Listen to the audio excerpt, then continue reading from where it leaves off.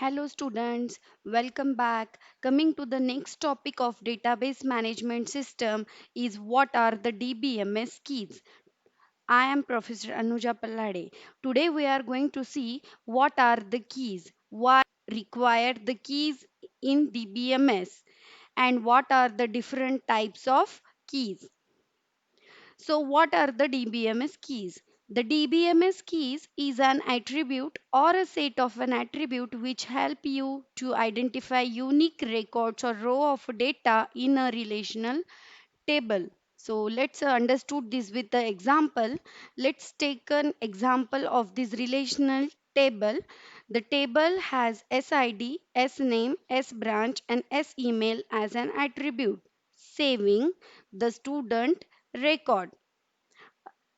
Let's say if I ask you what is the branch of Adam, can you say no because there are two Adam are present.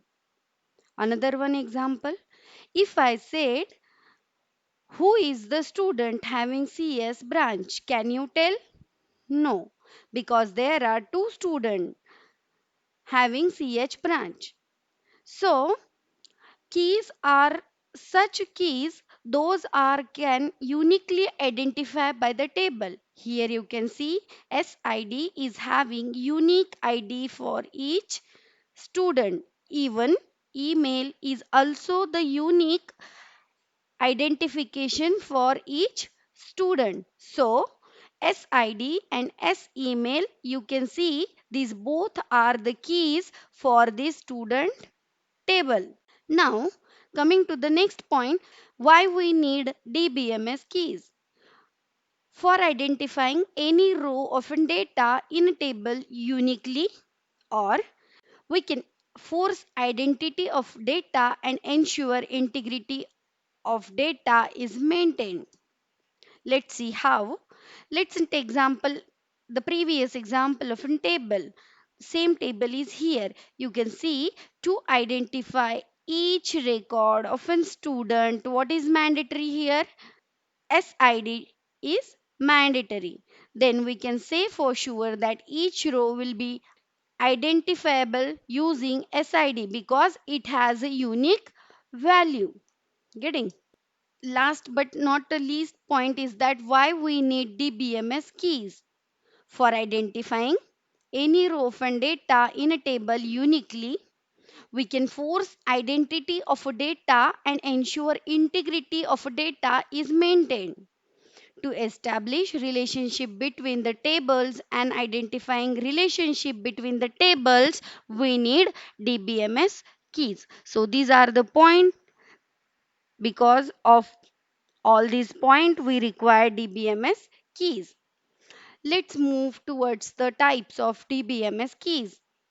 So there are more than 8 keys. Here I have shown you the 8 keys. Some keys are also explained in next slide. So let's start with these topics.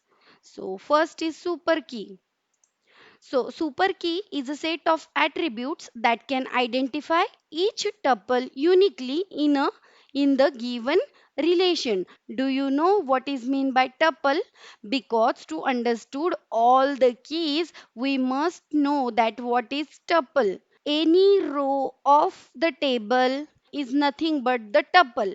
A super key is set of attributes that can identify each tuple uniquely in the given relation. Super key is not restricted to have any specific number of an attribute. Thus, a super key may consist of any number of attributes. So, super key, every key in a table. Every key in a table, those are present in your table, are nothing but the super key. Super key are the collection of an attributes of a table. There are no limit for the collection. It means that each and every attribute of the table be the super key.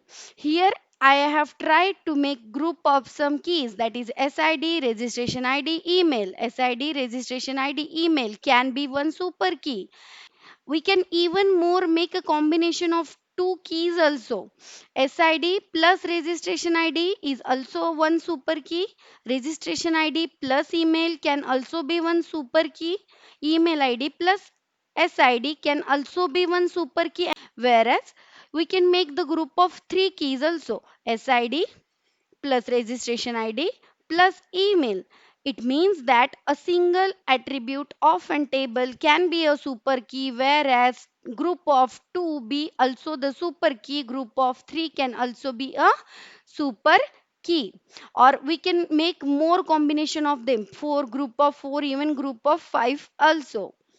So, super key, it is nothing but a key which is just understood in a beginning previously. An attribute or a set of an attribute that can be used to identify row of data in a table is a super key. It's so simple. Moving forward to the candidate key. A minimal super key is called as a candidate key, or another definition will be a set of minimal attributes that can identify each tuple uniquely in the given relation is called as candidate key. The minimal relation, the word minimal relation is very important for candidate key. Among all the super key that we previously collected, minimal superset we want. What? Minimum superset, minimum subset, we can even better to say subset. From that minimal subset we can easily identify. Here you can find there is a combination of SID, registration ID and email. SID, registration ID and email. Even from SID also we can identify John. Even only from registration ID we can identify John. Even from email also we can identify John. So why do the combination of these three? So this is unnecessary. Now see, SID and registration ID, even one among one of them we can identify. So this is not the candidate key. So minimum superset here we want. So you can find that SID is fine. Among all the super keys, SID is fine to identify each row uniquely from the table. So these are all unnecessary pairing of the keys. So SID single, or registration ID single, or email ID a single can be a candidate key. So among these three, anyone can be a candidate key. Each one of them can individually act as a key. So among all of three, we can choose anyone as a candidate key. SID can single, registration ID as single candidate key, and email ID can also act as a candidate key. So candidate key is nothing but a minimum subset of a super key. Any proper subset of a super key is a super key, then that key is cannot be a candidate key.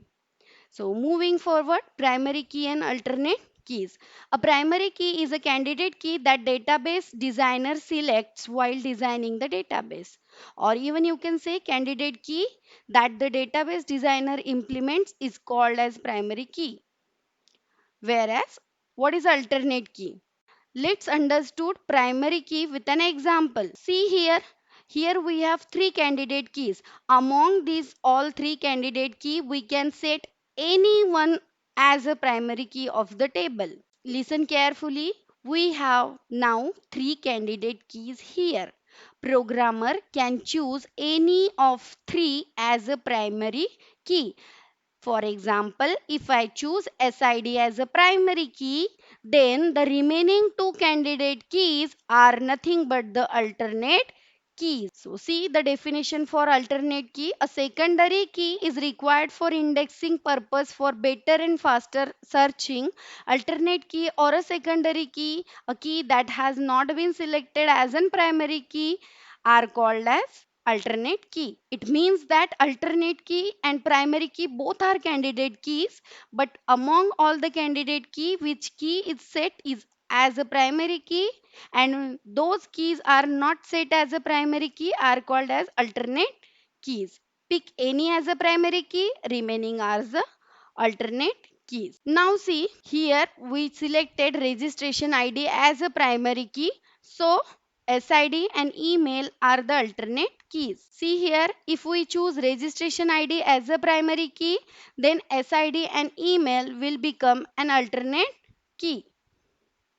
But remember that Up till now, we have seen super key, candidate key, and primary key. If you understood better, then you can make you can show them like a Venn diagram that super key is the super subset, candidate key is the subset of super key, whereas primary key is subset of candidate key and super key also. Moving forward, foreign keys. It is an attribute in a table which is used to define the relationship between the another table. It is a attribute of a table which is responsible to make the relationship with the another table of an database. Using foreign keys help in maintaining data integrity for the table in a relationship. For example, let's add new table in our previous example. Previous example is of a student table. This is the branch table. This branch table, branch code, branch name, HOD and some another information are acting as an attributes. So see here branch code attribute we have used here a foreign key. See here branch code in a student table we have used as a primary key for the branch table here. Now, if anyone gets tried to delete the row of a student table not allowed by the database, there is no entry in a branch table. Now, suppose we have used branch code as a foreign key from the student table. Now, anyone is trying to delete this column cannot delete the column. Or from a branch table, no entry can be deleted because the branch code attribute is responsible to tie the relationship in between the student table and branch table as a foreign key. Hence, this way we will able to maintain the data integrity in relationships is maintained. Moving forward, composite key. A composite key is a candidate key that consists of two or more attributes that together uniquely identify an entity occurrence. This is like a super key. Previously, we have seen a composite key is nothing but a candidate key. But composite key never be a super key. Composite key is a candidate key that consists of two or more attributes. Compound key. A compound key has at least one attribute that is foreign key, then it is called as a compound key. Surrogate key. Surrogate key is the key with the following properties. It should be unique for all the records in a table. It is updatable. It cannot be a null. It must have a zero value. If a relation has no attribute which can be used to identify the data stored in it, then we can create an attribute for this purpose. It adds no meaning to the data but serves sole purpose of identifying rows uniquely in the table. Secondary key is required for indexing purpose for better and faster searching, whereas unique key is the key with the following properties. Unique key for all the records of the table. Once assigned, its value cannot be changed, that is non-updatable, and it may have none value too. If you have seen, primary key should not be a null value with it. Partial key. Partial key is a key using which all the records of the table cannot be identified uniquely. However, bunch of related tuples can be selected from the table using partial key. Thank you.